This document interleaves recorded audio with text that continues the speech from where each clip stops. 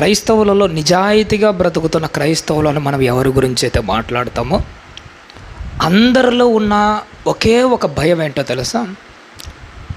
వాక్యం తెలిసిన వాళ్ళు, యేసుక్రీస్తు వారి గురించి కాస్తో కూస్తో జ్ఞానం తెలిగిన వాళ్ళు, ప్రతి ఒక్కరిలో ఒక ఆలోచన మొదలవగానే గుండె వేగం పెరుగుతూ ఉంటుంది. దేని గురించి అంటే యేసుక్రీస్తు వారి రెండవ రాకడ తలుచుకోగానే మనకి ఏం కలుగుతుంటుంది తెలుసా? నిజంగా చెప్తున్నాను, చాలా భయం కలుగుతుంటుందండి. ఒకవేళ ఈ క్షణంలోనే ప్రభు వస్తే, ఈ క్షణంలోనే ప్రభు ఒకవేళ పరలోకం నుంచి దిగితే నా జీవితం ఏంటి, నా బ్రతుకేంటి, అసలు నేను ఏమవుతానని 190 మంది క్రైస్తవులలో ఏం కలుగుతుంటుందో తెలుసా? భయం కలుగుతూ ఉంటుంది. నేను చెప్తాను, యేసుక్రీస్తు వారి రాకడ పేరు విని భయపడే 190 మంది అసలు క్రైస్తవులే కాదు. నిజంగా చెప్తున్నా నేను. ఎప్పుడైనా కానీ యేసుక్రీస్తు వారి రాకడ గురించి వాక్యం విన్నా కానీ, యేసుక్రీస్తు వారి రాకడ గురించి ఒక ఆలోచన మనలో కలిగినప్పుడు భయము కలిగిందనుకోండి, మనం క్రైస్తవులమే కాదు. ఏం కలగాలో తెలుసా? ఒకసారి యోహాన్ గారు రాసిన సువార్తను ఒక మాట చదువుకొని మనం ముందుకెళ్దాం. 16వ అధ్యాయము, యోహాన్ గారు రాసిన సువార్త 16వ అధ్యాయము 21వ వచనాన్ని జ్ఞాపకం చేసుకుందామండి. 16వ అధ్యాయము యోహాను సువార్త 21వ వచనం. తల్లి, స్త్రీ ప్రసవించినప్పుడు ఆమె గడియ వచ్చను గనుక ఆమె వేదన పడును. అయితే శిశువు పుట్టగానే లోకమందు నరుడు ఒకడు పుట్టెనని సంతోషము చేత ఆమె ఆ వేదన మరి జ్ఞాపకము చేసుకొనదు. అటువలే మీరును ఇప్పుడు దుఃఖపడుచున్నారు కానీ మిమ్మును మరలా చూచెదను. ఎవరు చెప్తున్నారు ఈ మాట తల్లి? యేసుక్రీస్తు వారు రెండవ రాకడలో నేను మరలా మిమ్మును చూచెదను, అప్పుడు మీరు భయముతో వణుకుదురు అన్నాడా? ఏమన్నాడు? సంతోషించుదురు అంటున్నాడు. చూసారా? చాలు తల్లి. యేసుక్రీస్తు వారు రెండవ రాకడలో వచ్చినప్పుడు నీతిగా నిజాయితీగా దేవుని హృదయానికి ఆనుకొని బ్రతుకుతున్న వారిలో ప్రభు రాకడ పేరెత్తితే వాళ్ళలో భయం కాదట కలిగేది. ఏం కలుగుతుందట? సంతోషం కలుగుతుంటుందట. ఇప్పుడు నేను సూటిగా అడుగుతున్నాను, యేసుక్రీస్తు వారి రాకడ గురించి ఎన్నోసార్లు విన్న సందర్భాల్లో, ఇంతకుముందు గతంలో మనం చాలాసార్లు వాక్యాలు వినింటాం కదా, గతంలో యేసుక్రీస్తు రాకడ గురించిన ఆ సందర్భము మన హృదయానికి తగిలింటుంది కదా. అప్పుడు నిజంగా ఆలోచన చేయండి, మీకు భయము కలిగిందా లేకపోతే సంతోషము కలిగిందా?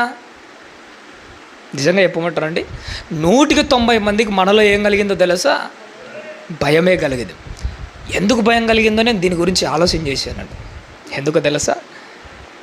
ఎందుకు భయం కలుగుతుందంటే, రాకడ విషయం మన మనసులోకి రాగానే ఇంకా మనం పాపములోనే ఉన్నాము కనుక గుర్తుపెట్టుకోండి. అంతేగా, ఇంకా మనం పాపంలోనే ఉన్నాం కాబట్టిగా, ఇంకా పాపం అనే ఆలోచన ఎక్కడో మన మనసును తొలుస్తుంటుంది కాబట్టిగా, ప్రభు రాకడ శబ్దం వినగానే లేదంటే ఆ ప్రభు రాకడ గురించిన మాట వినగానే మనలో సంతోషం కలగదు. ఏం కలుగుతుంటుంది తెలుసా? భయం, భయం, భయం. నేను అంటాను, ప్రభు రాకడ గురించి నీలో భయం కలుగుతూ ఉందంటే ఇంకా నీలో పాపం అనే విషపు మొలక ఇంకా నీలో ఎక్కడో ఒక చోట ఉంది కాబట్టిగా నీకు భయం కలుగుతుంది. ఒకవేళ ఆ విషపు మొలక లేదు అనుకో, నీలో ఏం కలుగుతుందట? శిష్యులకు కలిగినట్టు ఏం కలుగుతుందట?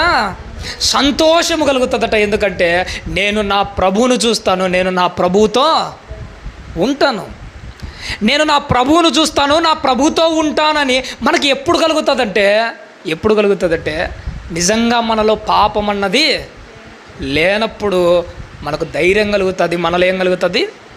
సంతోషం కలుగుతుంది.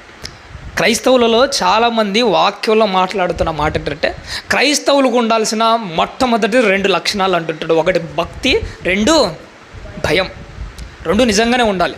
నేను కూడా అంటున్నాను, క్రైస్తవులకు ఉండాల్సిన ముఖ్య లక్షణాలలో ఒకటి దేవుడంటే భక్తి, 2 ఏముండాలి? భయం ఉండాలి. కానీ క్రైస్తవులు ఎక్కడ తప్పుగా అపార్థం చేసుకున్నారో తెలుసా? భయం అన్నది ఉండాలి, కానీ ఎప్పుడు భయం ఉండాలన్నది మాత్రమే ఒక చిన్న క్లారిటీ మిస్ అయిపోయారు. భయం ఉండాలి, ఎప్పుడు భయం ఉండాలో తెలుసా? ఈరోజు క్రైస్తవులలో ఏ భయం ఉందో తెలుసా అండి? దావీదు గారు లాంటి భయం ఉంది, యేసుక్రీస్తు వారు లాంటి భయం లేదు. ఈ రెండు దానికి చాలా డిఫరెంట్ ఉంది. నేను బాగా ఆలోచన చేశాను దీని గురించి. క్రైస్తవులలో ఇప్పటికీ ఏ భయం ఉందంటే దావీదు గారు లాంటి భయం ఉంది, కానీ యేసుక్రీస్తు వారు లాంటి భయం లేదు. దావీదు గారిలో ఉన్న భయం ఏంటి? దావీదు గారిలో ఉన్న భయం ఏంటో తెలుసా? తప్పు చేశానని భయపడుతున్నాడు. యేసుక్రీస్తు వారిలో ఉన్న భయం ఏంటంటే తప్పు చేయకపోయినా కానీ భయపడుతున్నాడు. యేసుక్రీస్తు వారికి దావీదు గారిలో ఉన్న మెయిన్ డిఫరెంట్ ఏంటంటే, దావీదు గారు తప్పు చేశానని భయపడుతున్నాడు. అయ్యో, నేను బెస్తబా విషయంలో ఏం చేశాను? తప్పు చేశాను. ఈరోజు క్రైస్తవులలో ఏ భయం ఉందో తెలుసా? దావీదు గారు లాంటి భయం మాత్రమే ఉంది. తప్పు చేయడం భయపడడం. కానీ క్రైస్తవుల భయం ఏ స్థాయికి ఎదగాలో తెలుసా? దావీదు గారు లాంటి భయం నుంచి యేసుక్రీస్తు వారి స్థాయి లాంటి భయానికి ఎదగాలి. అంటే దాని అర్థం ఏంటి?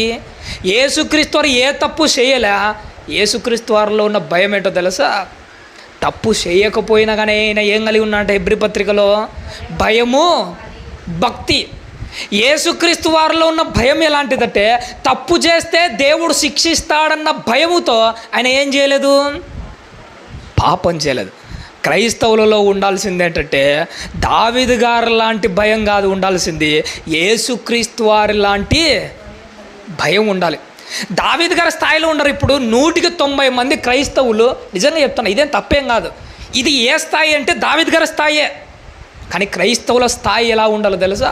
దావీదు గారి స్థాయి నుంచి యేసుక్రీస్తు వారి స్థాయికి ఎదిగేలాగా మనం ప్రయత్నం చేయాలి. ఎందుకంటే క్రైస్తవులు అంటే క్రీస్తును ధరించుకున్న వాళ్ళు. యేసుక్రీస్తు వారికి కవలలు ఎవరు? క్రైస్తవులు. అంటే యేసుక్రీస్తు వారి ఏ లక్షణాలు అయితే ఉంటాయో యాజ్ ఇట్ ఈస్గా క్రైస్తవుల్లో ఏముండాలి? అవే లక్షణాలు ఉండాలి. కాబట్టి ప్రేమ దేవుని వారిలో మనం గుర్తుపెట్టుకోవాలి, మనం దేవుడు అంటే ఏం కలిగి ఉండాలి? భయం ఉండాలి. ఎప్పుడు భయం ఉండాలి? తప్పు చేసినాక కలిగే భయము కంటే తప్పు చేస్తే దేవుడు తాట తీస్తాడన్న భయము, ఈ భయం ఉండాలి. తప్పు చేసినాక భయపడడం దావీదు భక్తి. తప్పు చేయకముందే తప్పు చేస్తే దేవుడు తాట తీస్తాడన్న భయం ఎవరిది? యేసుక్రీస్తు వారి భయం. క్రైస్తవులలో దావీదు గారి భయం కాదు కావాల్సింది, యేసుక్రీస్తు వారి లాంటి భయము సంపాదించుకోవాలంటే ఆ స్థాయికి రావాలి. నిజంగా చెప్తున్నాను, ఆ స్థాయికి వచ్చినప్పుడే మనం నిజమైన క్రైస్తవులము అంటాం.